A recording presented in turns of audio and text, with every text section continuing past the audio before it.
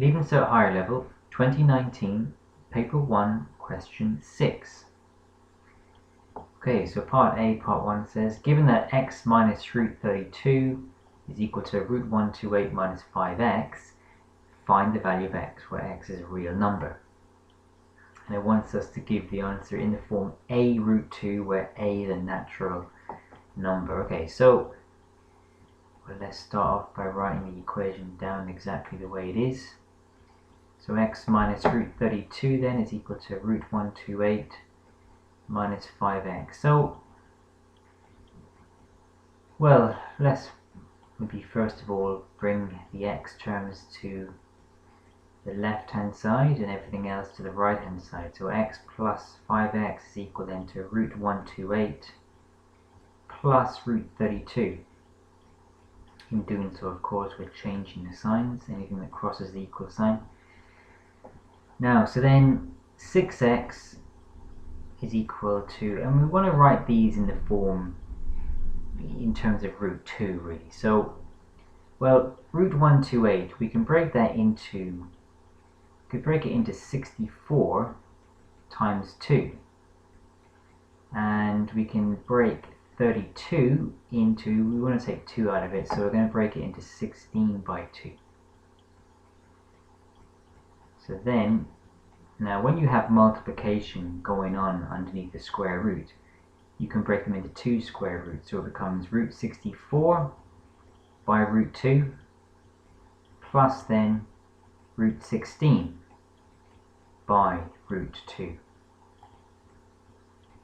So then root 64 is 8, so that's going to be 8 root 2 plus then, and 16 is 4 root 2. So then 6x is equal to 12 root 2. So then we're going to divide both sides by 6. So if I divide the left hand side by 6, I get x. Divide the right hand side by 6, I'm going to get 2 root 2. And that's it in the form that they want. So that's that part done. Now in part 2 here, it gives us a set, and it says a is root 32k squared. The second element is root 50k squared. Third is root 128k squared. And the fourth is root 98k squared. And it says, show that the mean of set A is equal to the median of set A. So it's a case of just working out each of these and then just demonstrating that they are the same. So to get the mean, we want to add them all up and then divide by the number of elements that we have, which is 4 in this case. So let's get the sum first of all. So the sum then is going to be, well, it's going to be root 32k squared plus root 50k squared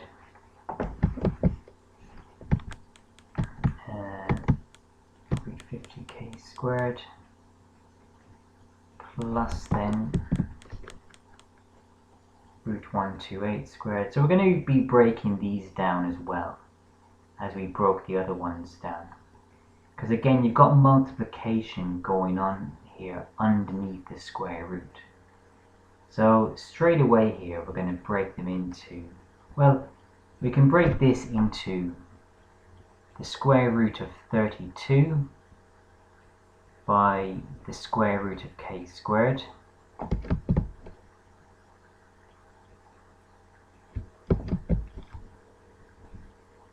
plus then this is going to be the square root of 50 by the square root of k squared,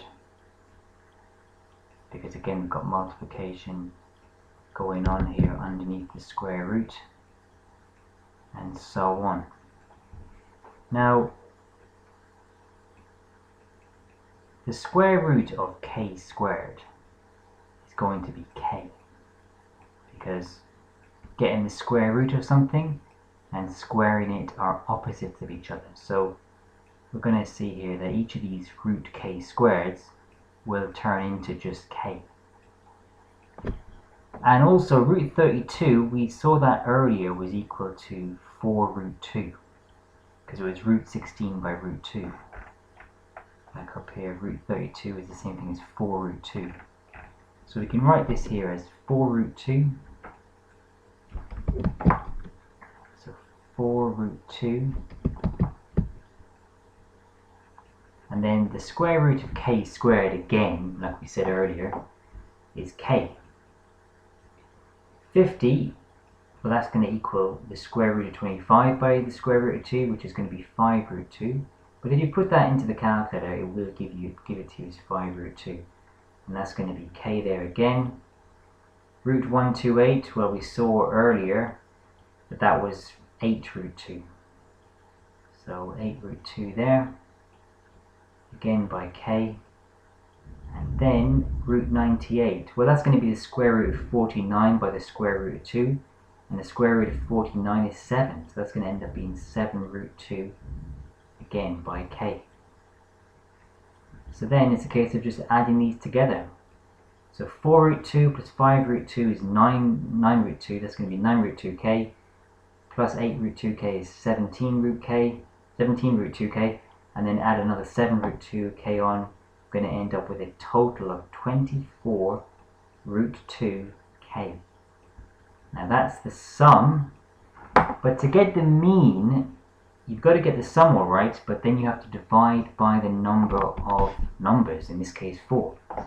So then we can say down here then the mean is going to be the sum, which has ended up being 24 root 2k.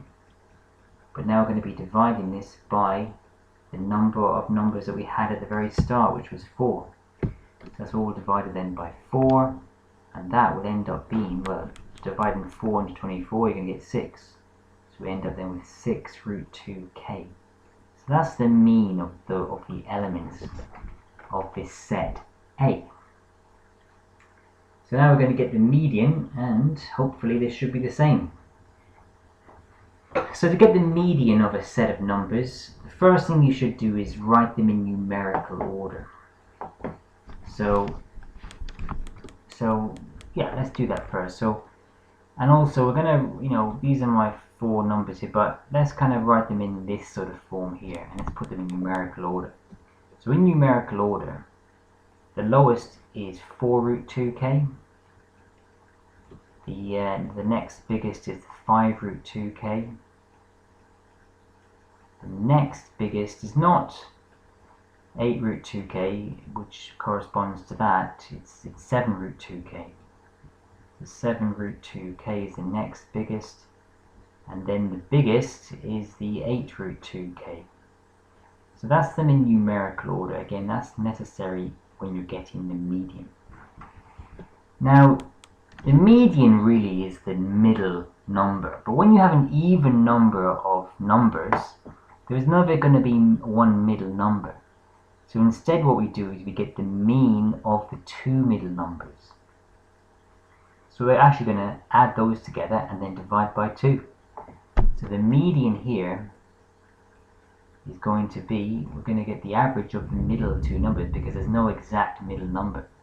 So it's going to be, we're going to add 5 root 2k and 7 root 2k together.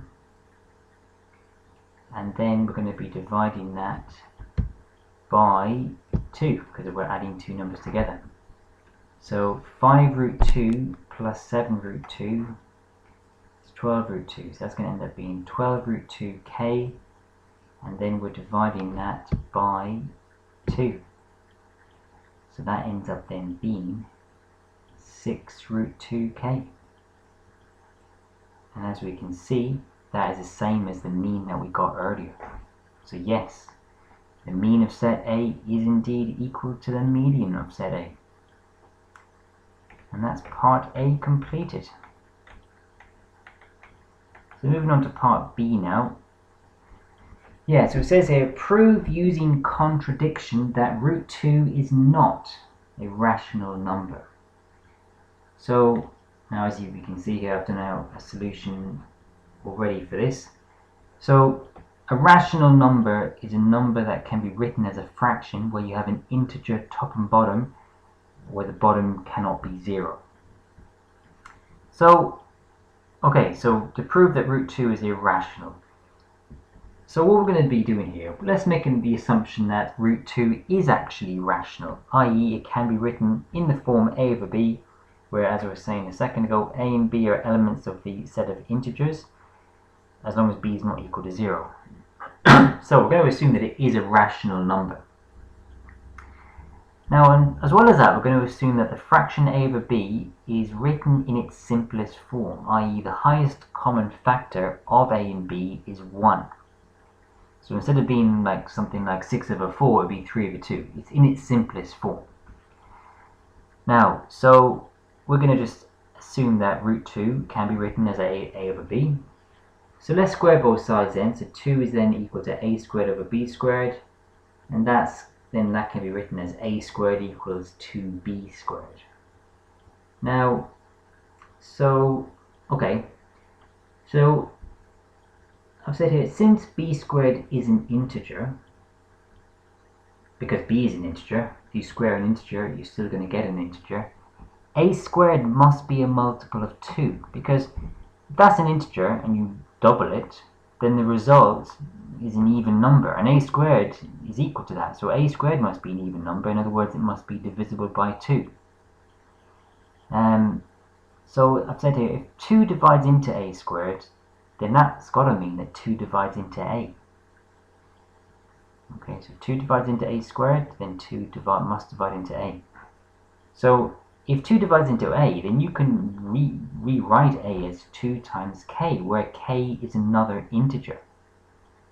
So I'm going to replace a in this equation up here, I'm going to replace a with 2k.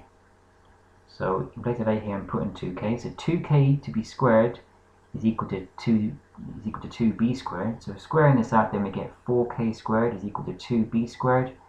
Dividing both sides by 2 and swapping the order here, b squared equals 2k squared. And again, just like up here where we said a squared must be a multiple of 2, this means that b squared must be a multiple of 2. And hence b itself must be a multiple of 2. But there's a contradiction here now, because we've now come to the conclusion that a and b are both multiples of 2, but this contradicts the earlier assumption that we made, that the highest common factor of a and b is 1. So earlier we said that a and b must be, that this fraction a over b must be in its simplest form, yet we're coming to the conclusion down here that they must be both multiples of 2, so that is a contradiction. So then I've said down here, hence the original assumption that root 2 can be written in the form a over b with the highest common factor of a and b equal to 1 is not true, and hence root 2 must be irrational. And that is question 6 completed.